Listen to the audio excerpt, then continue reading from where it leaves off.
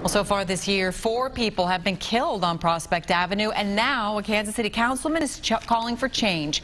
Beth Vaughn is live at 26th and Prospect with the story. Hey, Beth.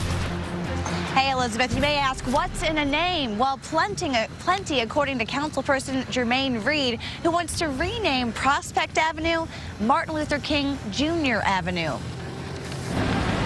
Kenneth Scott watched from a distance today. And we re-energize our community. As the councilman for his district announced a new initiative. I'm very ashamed of what I just seen from Sly James' team. Scott grew up on Kansas City's east side. Now he owns No-Nose Razor Cuts on Prospect Avenue. I'm a businessman. I can't even make my rent here. One reason, he says, is crime. In fact, yesterday's deadly shootings happened right next door. The police is the one dropping the ball. I mean, you got a few that try to do their job, but they dropping the ball. Kansas City Councilman Jermaine Reed announced today his plan to rename Prospect Avenue to Martin Luther King Jr. Avenue. Dr. King stood for peace.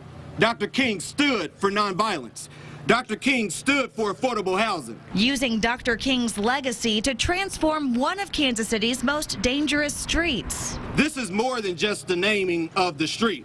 This is a movement. This is about how we transform our community, one block, one community at a time. That movement includes a new police station at this location on Prospect, plus the continuing efforts of the Prospect Corridor Plan passed in 2002. Reed's supporters believe the name would be a catalyst for change. Which comes first, the chicken or the egg? We think this, at least apparently he thinks this, and I agree with him. I think this could come first. Having a business on Martin Luther King Jr. Avenue instead of Prospect Avenue won't change a thing for Scott. The change needed here, he says, is more than a new street sign.